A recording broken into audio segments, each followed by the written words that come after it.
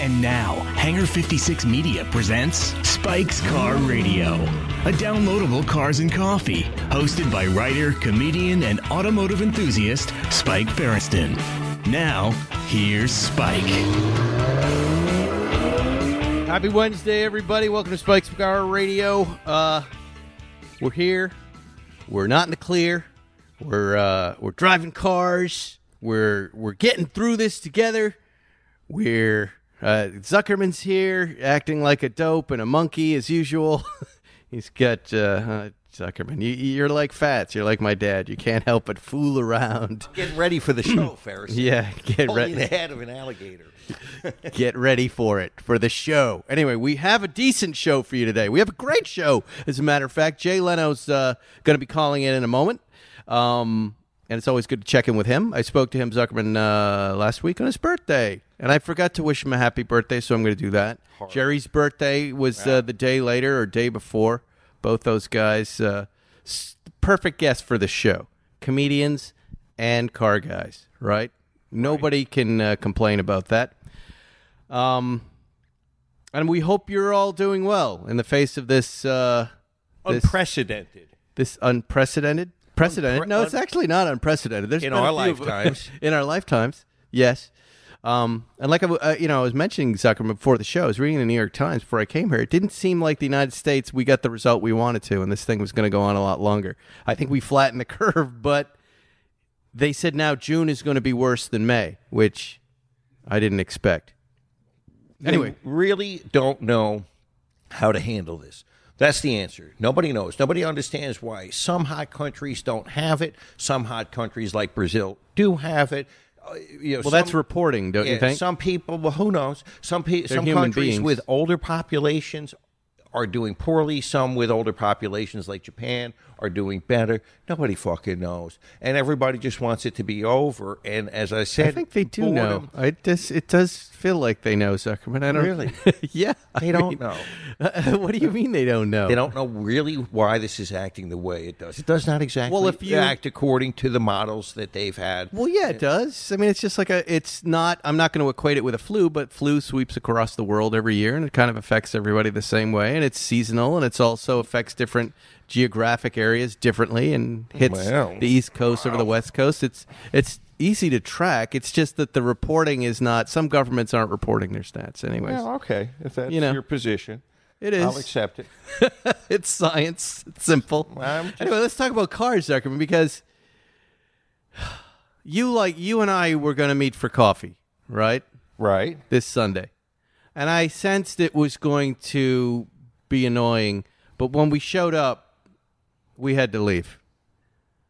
The amount of people in that parking lot, the amount of cars plus. Yeah, it was not good. And I don't know. What threw me off was there was a guy. He came marching across the parking lot to talk to you, and he had a mask on his face, and when he got within a 2-foot range, within a droplet range, he pulled the mask down to shout at you.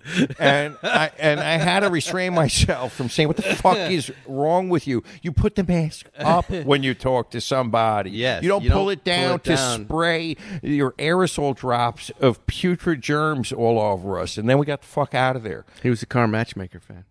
He was. Well, he wasn't even a daily double because he wasn't fat and stupid. He was just stupid. Oh, wow. Well, he seems like a decent guy. I didn't mind chatting with him for a second.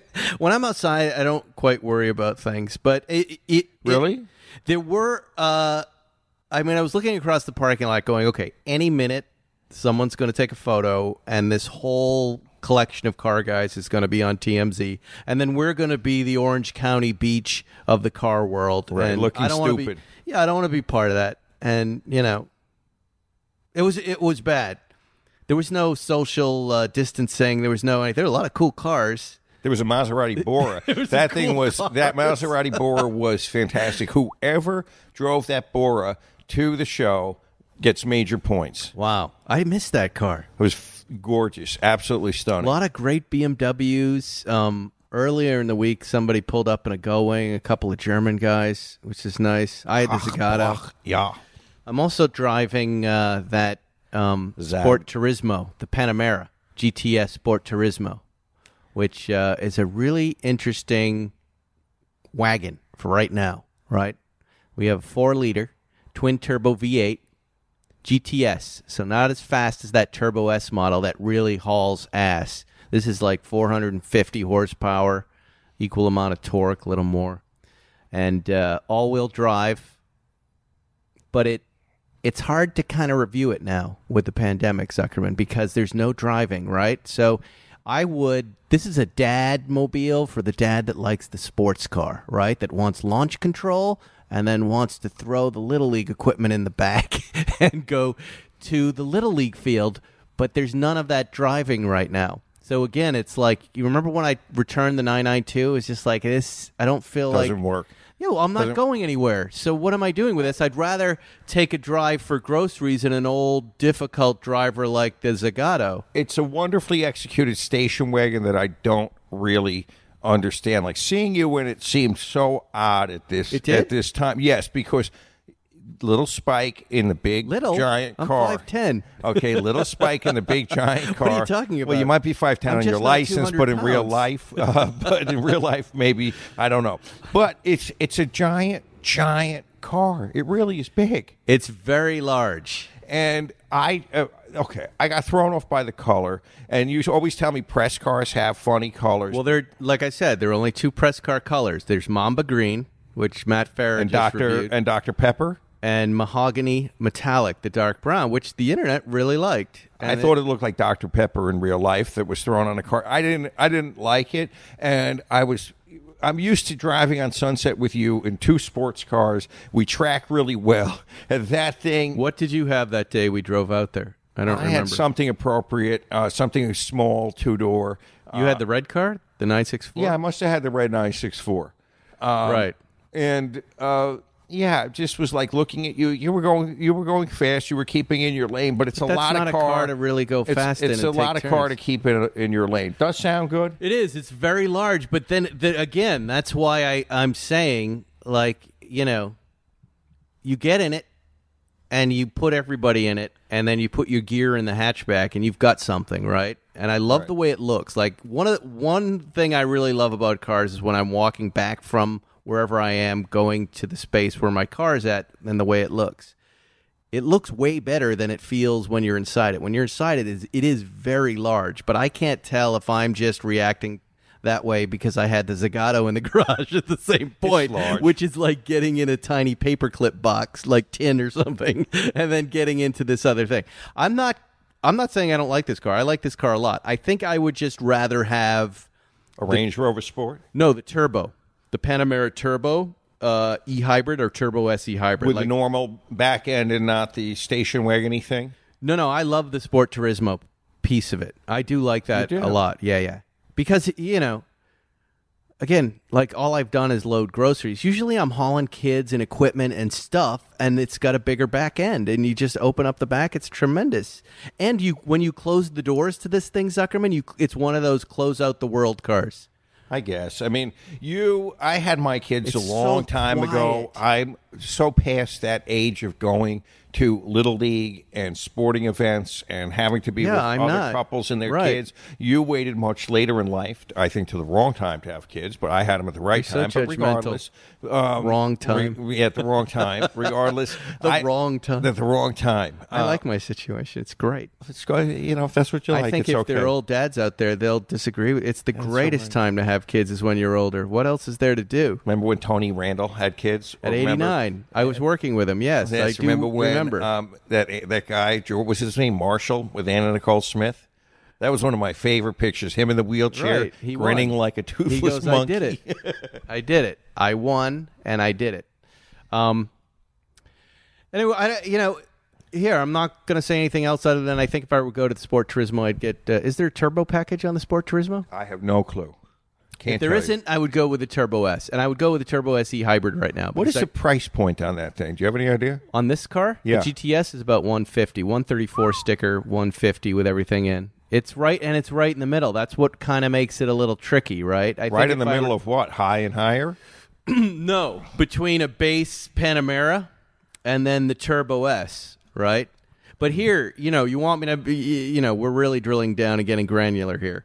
if I had the money and I was going to spend the money on something like this, I would go into the Taycan. Right. Right? I agree. And this is a 2019, and we're in the middle of 2020. So, I think that's where I would go. It's led me there. I saw that the dealerships have Taycan 4Ss now that aren't so expensive. A little cheaper than this. Really? Yeah, and that they have this really great blue. Have you seen that blue? I have not. I can't remember the name of it, but it's this light blue, kind of like Meissen blue color. Tremendous. Really? Is it metallic or non-metallic? It's non-metallic. Fantastic. Crown and Caliber, Zuckerman, Our is friends. giving back. They're giving back to help charities impacted by COVID-19. They're having what's called Giving Time auctions. They're going to auction off watches and give all the money to charity. How about that? CrownandCaliber.com. Their first auction featured watches by IWC, Omega. They did a Dark Side of the Moon. I like that watch. And they raised $25,000 for charity. How about that? The next one will kick off mid-May, which is coming right up. So you guys can go to crownandcaliber.com/giving time. crownandcaliber.com/giving time to be notified when it will go live. These are super cool watches that you can only find on Crown and Caliber. And again, all the money goes to charity, which means you can write it off, Zuckerman. Is that how it works? Yes, I'm not a tax attorney. I'm an accident lawyer. not a tax attorney. I'm an accident. Put your phone down. Come on. People are calling me about cases, and I don't it's 10 give a o'clock fuck. Monday morning. Somebody got shot in the head. Really? Yeah. Cops shot an unarmed man in the head. Really? Maybe. I don't know if it was a good shooting or not. Tell me, will that affect the way he thinks? Yeah, well, he's dead. So, yes. He's dead. Yes. Oh, God. You must see a lot of death in your career. I've seen more than my fair share. The pictures are terrible. Yeah. At what point did you get used to the pictures? What did you just become numb to them? It's just business. It's not someone you know. Right. If you then later you learn a lot about the person who was deceased, it can become very affecting. If it's and then it's always affecting if it's a child. Oh yeah, don't. As a child, but if it's an adult, you look. It's just okay. It's clinical, Ferguson. Like I'm a doctor, Dr. Zuckerman, to you. Can you imagine that, Dr. Zuckerman? Hey, come on in. Sit down there. Put on your hospital, Johnny, so I can watch. I want to watch you put it on, miss. You are a sick human being, Ferguson. I'm just channeling you. Well, I have a sore throat. Yeah. Why? Bend over the table there. I got to take your temperature with this. That's your finger, Dr. Zuckerman. I'm going to tell you, we have had cases against certain doctors who would do things like that. Of course. Absolutely do Yeah. things like that. This woman went into a doctor who is now since deceased. She complained of neck pain, and he put his finger into her butthole. And it was Oh, no. very uncomfortable for everybody involved.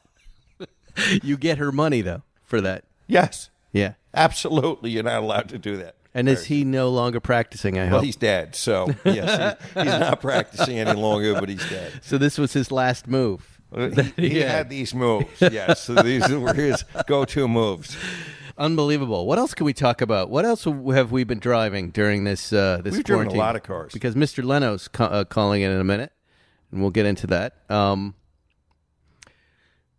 I don't know if I have any further notes on the Zagato. There's a little bit of a hesitation in third gear, which is interesting, but it's racing hesitation, right? It wants you to go up and out of 3 and into 4, and then it blows. It's the transmission or it's the engine, the carburetors. What do you think? What are you telling me here? That it's this thing set up for racing.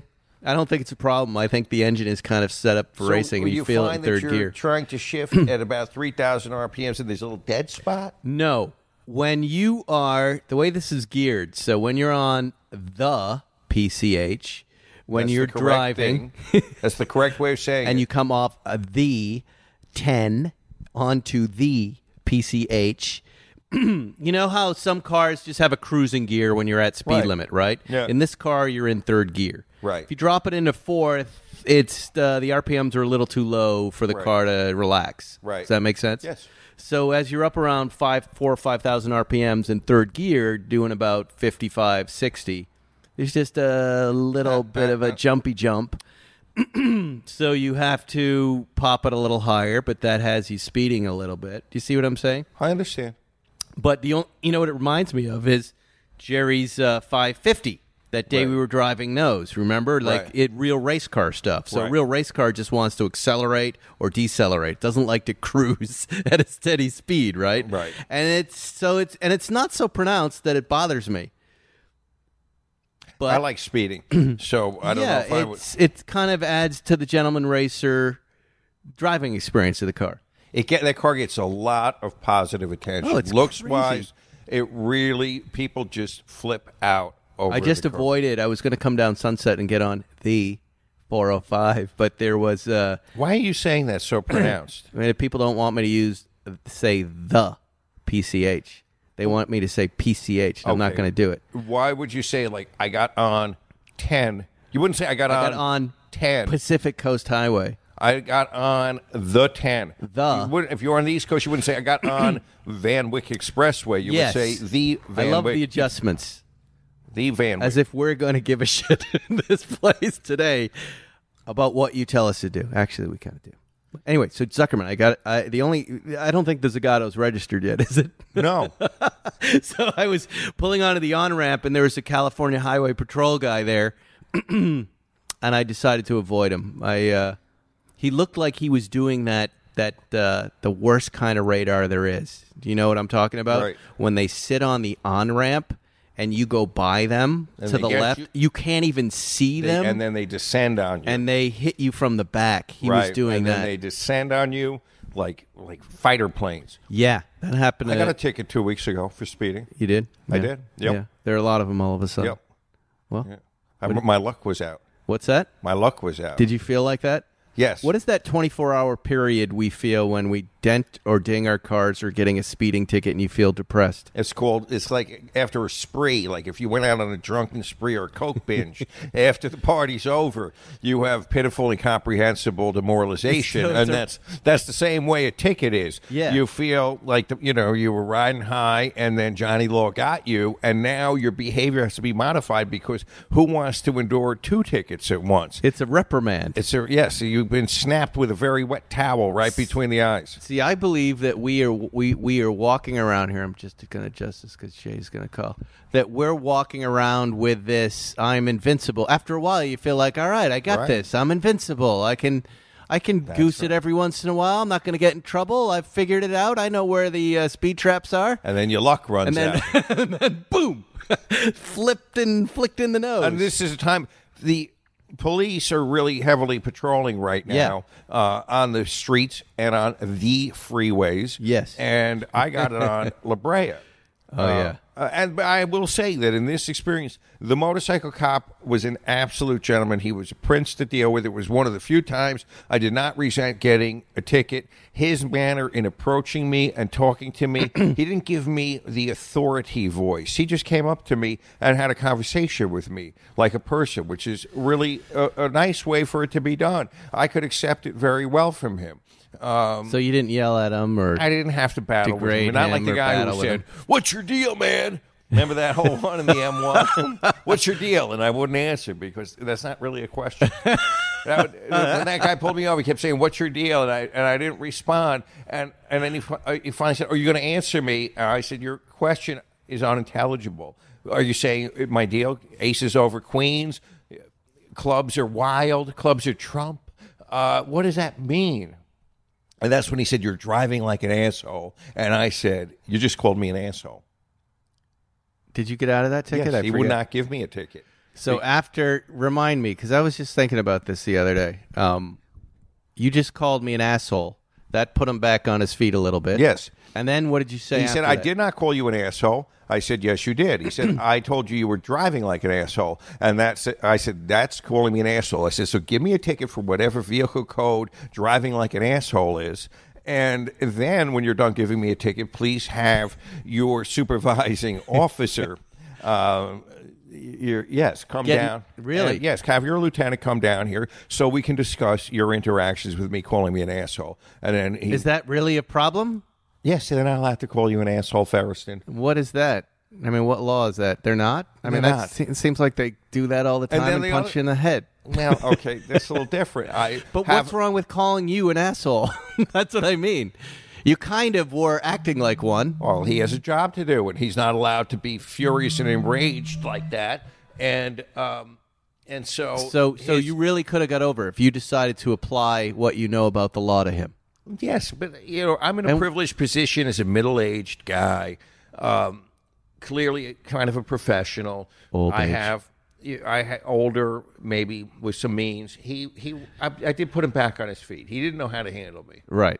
Because I was so unimpressed with his display of anger and irateness. What do you fucking want from me? Okay, so you don't like how I'm driving? So what are you gonna do? Yell at me? You're not my wife. You're not my dad. Why are you Why are you laughing? You want to talk like that? Talk like that to your kids. I want to get a dash cam and I want to aim it at you as you drive around L.A., Zuckerman. This would be the show we need to do. Well, we did it in the Taycan, remember? We'll spin. This will be. I don't want to be in the car. I want every minute of your driving and your daily interactions with humanity to be recorded. I become a different, horrible person when driving. I become so judgmental. I know, but I hate everybody I would see. put this on the show. I would put this on a screen, and I would watch this at night and eat pizza right after my beautiful friend. The Zuckerman interactions. I feel like I'm surrounded by stupidity. Do you think that has to do with your feelings about yourself? Of course. Okay. Of course. Insecurity and superiority all mixed together. Don't you know who I am when I'm going down the street? Arrogant stupidity. Yes. I've always said that. I'm just dumb enough to know how stupid I am. And I'm just dumb enough to know how stupid you are. But if you're so dumb, but there is a level of stupidity where you don't know how dumb you are. I'm not that. But I know I'm dumb. And I know I have to check things before I say them. That's the difference between me, dumb guy, and a really dumb guy. Do you see what I'm saying there? You look much more. You look milder than me. And so when I lock onto somebody with my face, yep, and I'm looking at somebody, they instantly know that I'm giving it to them. I'm giving them the business when I look at them. Let's call Jay Leno. Oh, my God. I'm sorry about that. You and your phlegm. You're giving me the business. I know. Well, I can't get my shots now. Oh, I just lost his number. Get me the needles and get me the serum. I wish I could get all of it, and I would do it. But I'm out here. It's Jay Leno's number. Okay, I'm calling him right now. You and your shots. Shut up. Please you and your message. Thanks. Feeble Ferriston. Hi, Jay. It's Spike. Let us try calling you again. Maybe he's going to try to call us right now. Feeble Ferriston and his frail ways. You're frail. Feeble Ferriston and his frail feelings. I'm not feeble. I never said that. Should we try calling him again or just go? Let's give his number out to everyone. Hey, folks, here's Jay's number. Feel free to call. You know what? Talk about cars. Oh, he just called. Here you go. He would love that. He loves interacting with people. Hello. Hey, Jay. Spike Ferriston. Show people what's going on. And Paul Zuckerman here. How Hello, are Jay. you? Good, gentlemen. Are you doing all right? What are you doing right now? Right now, I'm trying to find a brake light switch for a 55 Packard Caribbean because the brake light switch also controls the levelizer and the suspension. So Really? That's what I'm doing.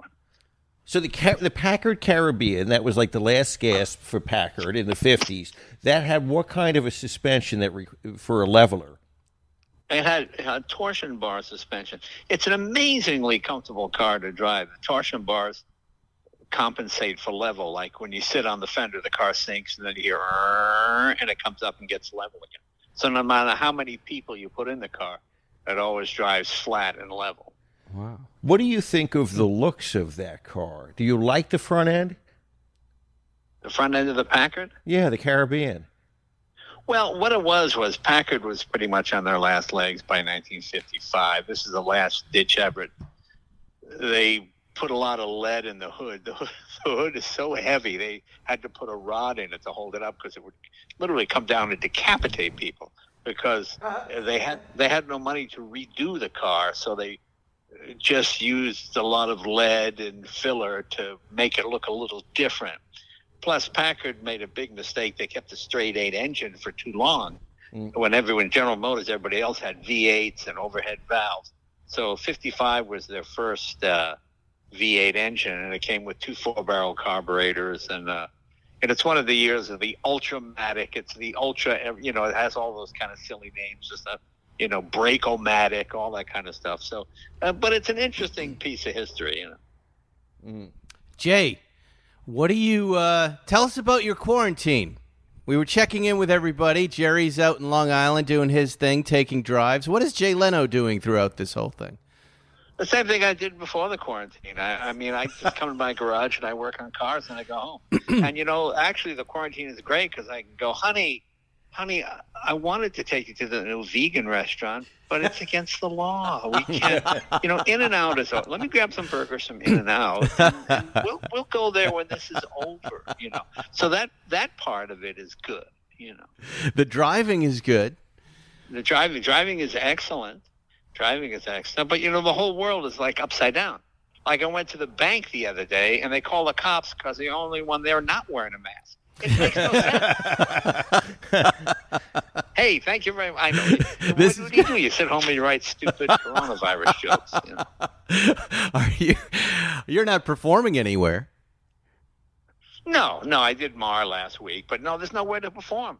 And, that's the weird part. There's literally nowhere in the world to perform. Yeah. I've been trying to get some piston rings made for a steam engine I have, because steam engine piston rings are a bit different.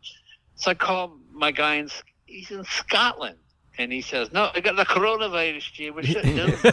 Oh, okay. So then I've got an old Bugatti, and there's a guy in Argentina who makes springs for me. I mean, way down up in the mountains in Argentina where they can pound metal and temper steel and literally blacksmith stuff.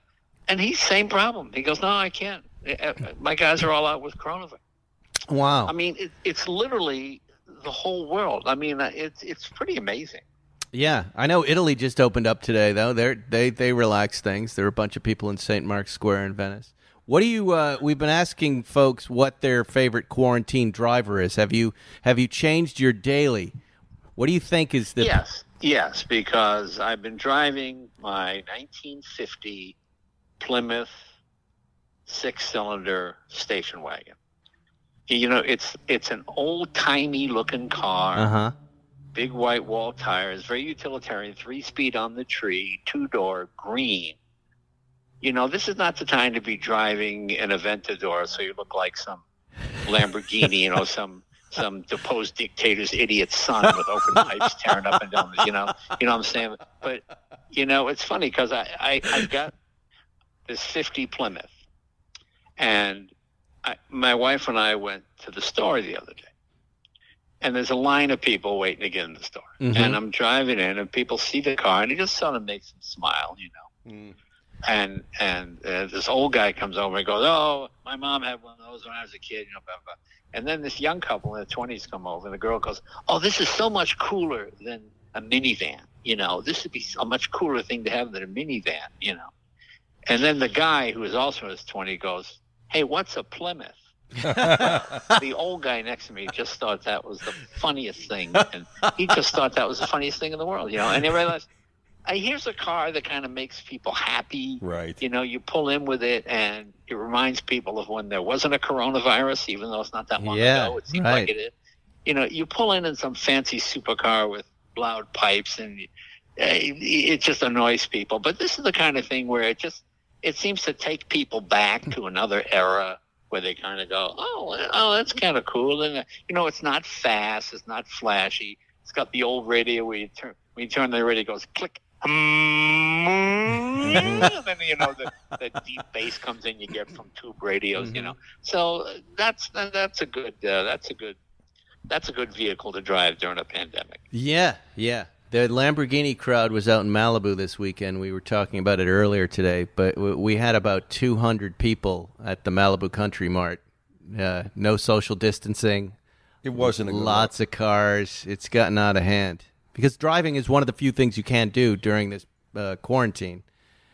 Except it's... well, yeah, it's funny because it's what saved a lot of people in Los Angeles. You go to New York and, everybody's on subways and crowded and, you can't social distance, Whereas here, it's interesting. When this pandemic first came around in 1918, I lost my aunt, actually. My family's pretty old. My grandfather was born in 1857, and my dad was born in 1910. And his sister, he was 8 at the time. She was 18. Wow. And she got the coronavirus. And on her wedding day, they took her to the chapel on a stretcher in her wedding dress. And they put the ring on her finger in the church, and she died later that night. That was the Spanish flu. Yeah. That was that last one. So, do you know why it's called Spanish flu, by the way? I don't. It's interesting because it has nothing to do with being Spanish. It didn't originate there.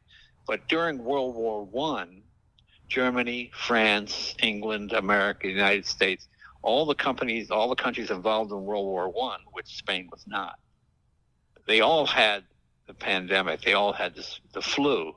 But none of the countries would report how many were dead because they felt it would give aid and comfort to the enemy and make them look weak and susceptible. So the only country who could get facts was Spain.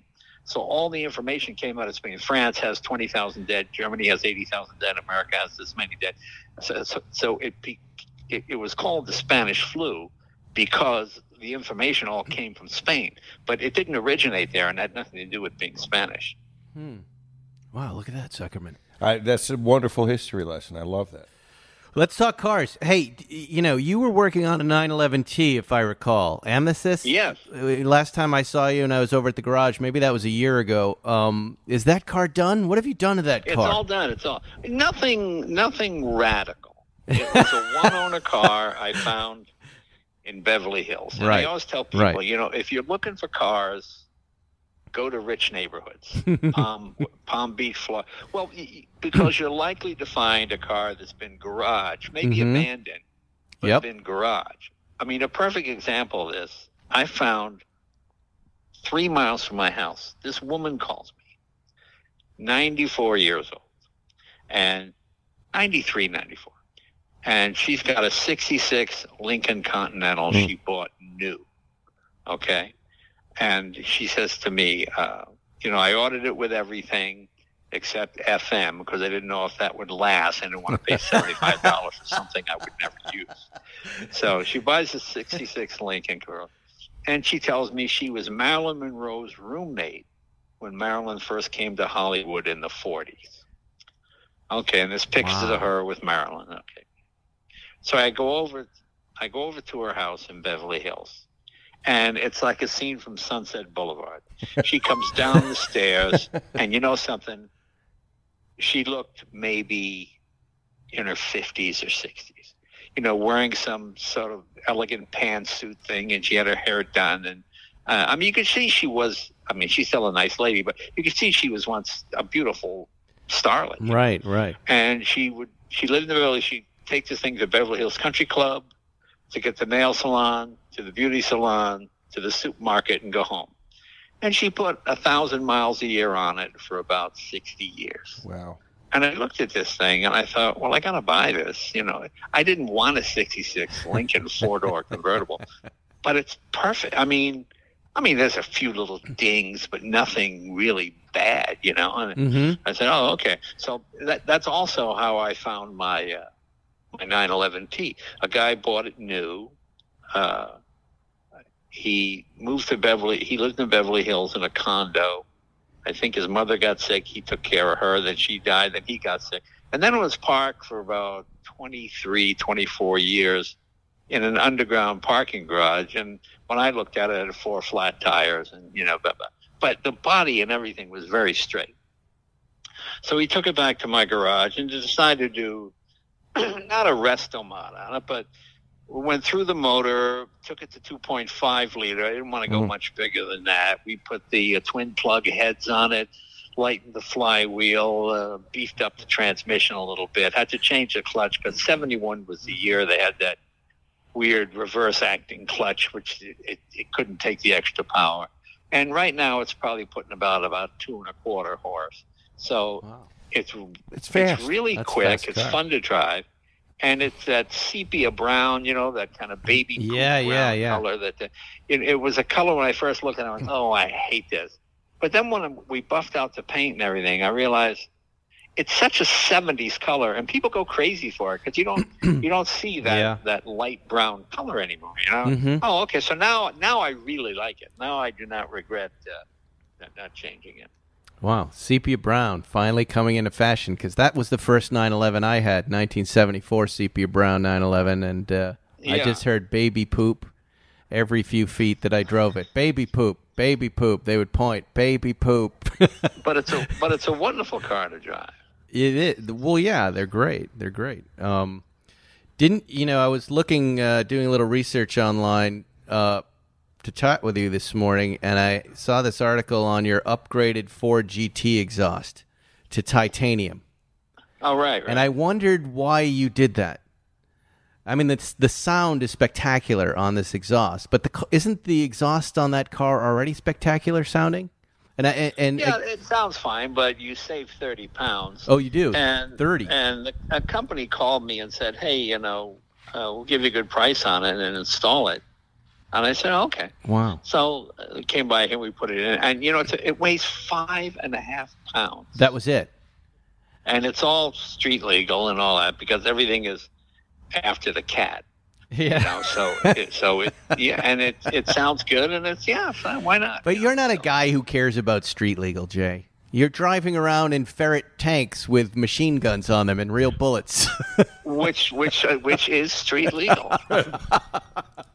The gun is? Well, technicalities. Now, am I correct? And also that Jay Leno's Garage is coming back to us Wednesday, May 20th at 10 p.m.? Yeah, all new episodes. We got Blake Shelton. We got a lot of stars on. It's a lot of fun. It's kind of cool because, people are calling now to do the show. Right. Because people know it's not an ambush show. I don't care about your cocaine bust or your stupid divorce. We're just talking about what you drive and what influenced you. And, it's fascinating that people, like, when Paul Allen came down once, he's the Microsoft guy. What is he? Mm-hmm. Third richest guy in the world, something like that. He just passed away recently, but and he was looking for a 73 Buick Electra because his dad used to take him for ice cream and stuff in that car, and that was his dream car. And it's just funny. You're the richest guy in the world. And your dream car is a 73 Buick. That's what always makes it sort of interesting to me, that the vehicles that had an influence on people's lives. Well, it looks like it's going to be a great season. There's Tim Allen, Kelly Clarkson, John Hamm, Matt LeBlanc.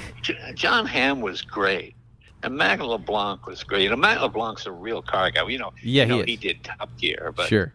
I'll tell you a funny story with Matt LeBlanc. One day he's on the Tonight Show with me. Okay, so blah blah blah. So he's on as a guest. So he goes, I'll see you later. So I leave. As I'm driving, I see this young woman broken down on the 101, the Buena Vista exit, getting on there. Yeah. Is that the 101? No, I guess the 130. Whatever. Good leads on the one. So I pull over and I go, you okay? She goes, I got a flat. I just came to town. Oh, my God. You're just from the Tonight Show. I go, yeah, hi. Can I change your flight? Oh, my God. I can't believe you stopped. Okay, just then, Matt LeBlanc gets on the exit, sees me stop. So he pulls over, goes, she goes, She goes to me, oh my God, it's Matt LeBlanc from Friends. She goes, I can't believe it. I believe in the top 10 minutes of the Taylor Connection. And Matt LeBlanc from Friends. And she's just screaming and jumping up and down. I just take it, we'll change the tire. She goes, I can't believe Matt LeBlanc and Taylor are changing my tire. Oh, this is the greatest day of my life. I'm so glad I moved to Hollywood. I mean, it was like the stupid. It was hilarious. It was very funny. And then Al Roker pulled up behind you in an ATV. And ruined the whole thing. Yeah. You completely ruined the situation. Yeah. Here's what I want to know about, though. Elon Musk is on this season with the Cybertruck. Right. What is that? Did you do a segment? Did you drive it? What is it like? Yeah, I did. You did? Well, it's very Tesla-like, and it's very quick. Some very clever. And you know what's interesting? Some people like the styling, some people don't. But the one thing it does do, it changes your perception of trucks. Have looked the same since, 1930? Mm-hmm. Basically a giant grill with some sort of aggressive thing in the front, Mm-hmm. And this doesn't look like anything else you've ever seen before. So it immediately makes everything else look sort of old-fashioned. The funny part was we driving around the truck, and, he's a very impulsive guy. So I said, hey, how was that boring machine thing working out? He says, oh, good. You got a tunnel. It's under Los Angeles. So I said, oh. He goes, hey, I got an idea. You want to see if you can drive the Cybertruck in the tunnel? I said, sure. Yeah, let's go do that. And he goes, well, I don't know if it's going to fit. I go, well, let's see if it fits. So we drive to the tunnel, and we have about a quarter of an inch on each side. And he goes, oh, that's perfect. Yeah, good. So now we're 60 feet down. The tunnel is not 10 feet. It's right. 60 feet down. So we drive the Cybertruck. We barely get it into the tunnel. And now we're going like 50, 60 miles an hour through the tunnel with a quarter inch on each side. And so we're going along. And we're talking about, what if there's an earthquake? And he says to me, this is the best place to be in an earthquake, 60 feet down. And I said, why is that? And he said, well, because same way in an earthquake, it's better to be in the ocean than on top of the ocean. I go, oh, that makes sense. Okay, so now we're driving the tunnel is about 1.5 miles, 2 miles. Okay, we come to the end of the tunnel. Right. And there's an elevator. It takes you 6 stories up to the ground. Okay, so you get out, and I press the button to get in the elevator. Now the elevator is coming up, and we're in some guy's backyard. I go, what's this? You go, oh, this guy lets us use his backyard in El Segundo. And we pull up, and there's a gas grill there and a broken bicycle and some other stuff, and a little chain link fence around this. What in God's name? Was now a hole in the ground. And then we drive off again. I mean, hilarious. It was a lot of fun. Wow. So wait, the tunnel just goes... The real game changer, too, is the semi. Okay. It's as big as a Peterbilt. It's electric. Imagine a semi that's faster than the fastest 911. Wow. Frightening almost. It's like watching a building take off down the street. Wow. It's amazing. It is amazing. I don't think I've seen that truck. Has he announced that? Have I what? Has he announced that? I don't think I've seen that truck. I don't know if it's officially announced, but it's out there. Wow. I mean, I was in it. I mean, it's amazing, and it drives just like any other Tesla. It's fascinating. I really like Elon. He's an interesting guy. Yeah, he is. It's so funny because like most people think, like bullet train. Oh, a train that goes 200 miles an hour. Yeah, that'd be cool. He's thinking 800 miles an hour in a vacuum tube. And you go, oh, okay. He always takes it to the next level, which is pretty cool. He knows how to disrupt. Like getting back to this boring tunnel, though. So it starts where and it ends in a guy's backyard in El Segundo? Yeah, it starts at SpaceX, near SpaceX. Okay, in Hawthorne. And it goes under Los Angeles. Okay. And the amazing thing is unlike a normal tunnel where you would have to have huge fans and ventilation to get the noxious fumes from internal combustion, it's electric. So you don't need all of that. What about oxygen? Truck, yeah. What about oxygen to breathe? Well, I mean, oxygen is pumped in, but I mean, not at the level. Right. I mean, when you have something like the Holland Tunnel and stuff, Yeah. you've got these massive fans running, and you hear the Ventilation. whir, just pulling the air out and pulling the air in. This is just pumping oxygen in from outside, but you don't have smoke. You don't have all the byproducts of internal combustion, Wow. And then you come out like it's the Great Escape. No, it's Shawshank Redemption, really. It's pushing through the grass and the mud, I think is the image I have. Elon Musk and Jay Leno. Just one day I found it when I was doing the Tonight Show, when the Shawshank Redemption came out. We found all the theaters that had mispronounced it. One was the Sheepshank deduction. Just every possible permutation of getting it wrong. The Shawshank deduction was one.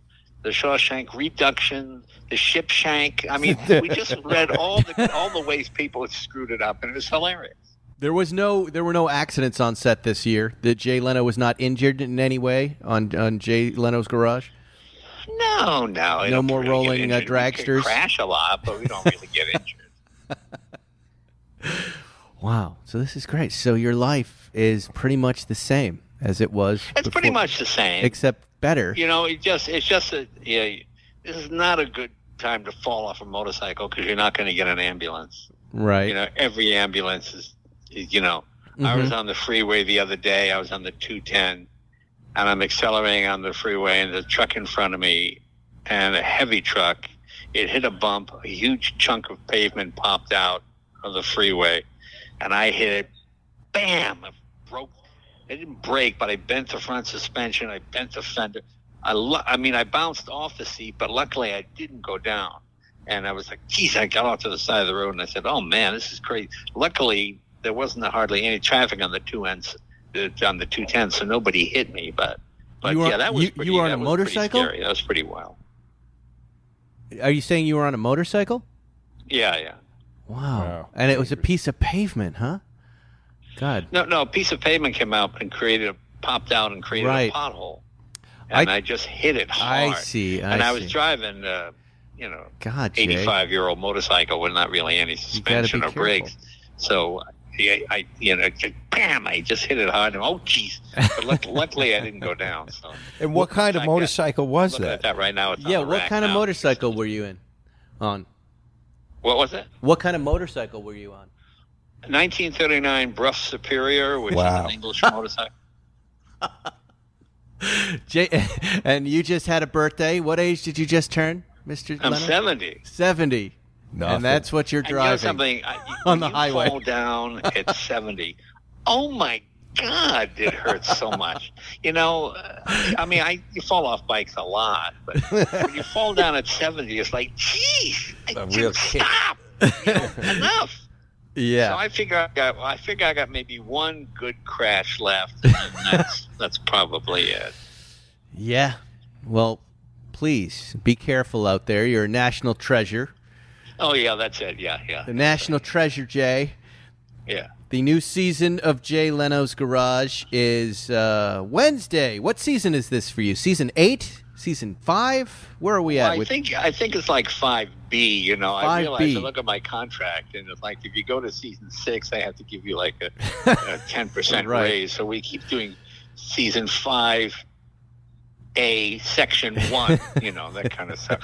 So technically, it's like it'll be a 6th season. Yeah. Jay Leno's Garage, 6th season, Wednesday, May 20th, 10 p.m. on CNBC. Jay, happy to hear from you. Thank you for doing this. Happy birthday. Hey, I know I missed it the other day. I appreciate it. When we chatted. It's nice hearing from you. And that's it, Zuckerman. Talk to you soon. All right, Jay, take care. Thanks, guys. Bye-bye. How about that? Jay Leno, huh?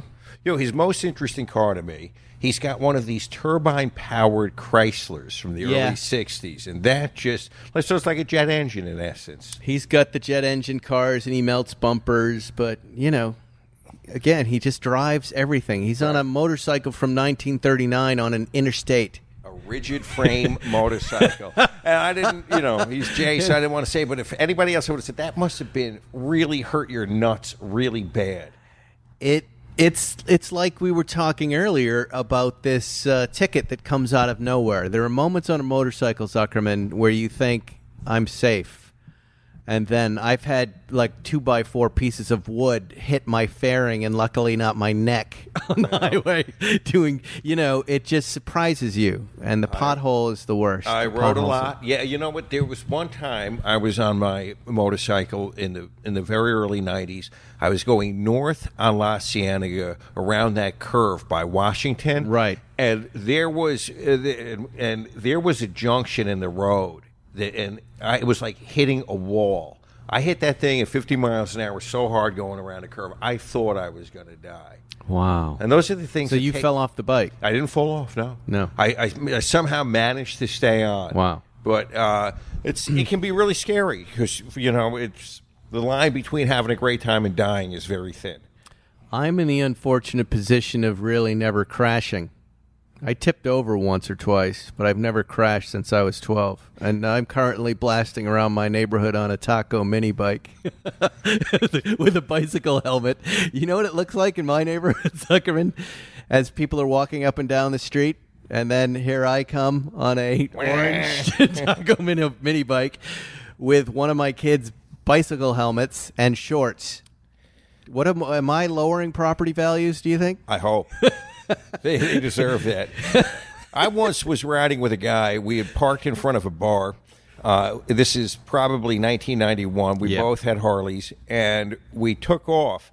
It was an open bar, and there were a lot of guys there watching. And I took off, and I went down the street and did beautifully well. He took off with his front fork still locked with a padlock. So he accelerated and went in a nice circle and then crashed and clattered to the ground. Oh. And talk about that humiliation that never goes away. Yeah, that's not good. Yes. No, I live in fear of the down kickstand turn. I don't like that one. That makes the bike jump like that. I've done that a lot too. Well, here we are, Zuckerman. All right, I got to get some work done. You got to get some work done. I've got to get some work done. The folks at home are going, why aren't you doing a show for an hour and a half? We're a little sleepy today, but we're having a busy day. But we will do a show next week. How about that? I'm going to keep going, right? You want to keep going? Yeah, let's do it. Why don't we do a show from the new house? A nighttime, you guys can smoke cigars out on the pool, and we'll grab like a mat. You say that now. But then at the end of the day, I get tired, grumpy Zuckerman, and you're like, well... Yeah, no, I'll do it. I'll do it. Why don't we get Matt Farah? Matt Farah's already on. He's already booked. For when? Whenever we want. It's Monday. It's a week. Usually we're doing the shows Monday so we can air them a few days later, which is nice, right? Okay. So we can do it Monday, but it's easy to just do it here. If that's what you want. We could bring Matt Farah here, but do you think that's dangerous? No, because you know what? It's just more fun in person. Over the phone is hard. You miss the interaction. Okay, I'll try to set that up, and we'll see if we can rejigger an open garage 6 feet away. Because Matt's got a lot of talk. He's one of the few guys out there driving press cars. I've got a couple. He's been doing a ton. He and Johnny Lieberman there's still cars floating around, and it's funny. When they arrived to you, Zuckerman, did I show you that picture? It says now, so a lot of times you have the manufacturers, they hand off the press fleet to these distributors that are separate from the manufacturer.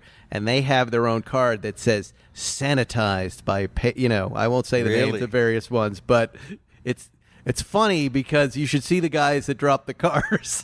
But now they have sanitized. They have the picture, and there's a guy with the canapa glove pointing like, I have done, and they use this phrase, the deep cleaning. I have completely sanitized, which is there's just cleaning and no cleaning. It's you have not done anything. When you go into a cheap motel and they've got the thing around the toilet bowl and a little card that says, this room was cleaned by so-and-so. So here we have some of the biggest scientists and doctors and ERs and germ experts in the world trying to keep, and still they're getting it in the hospital.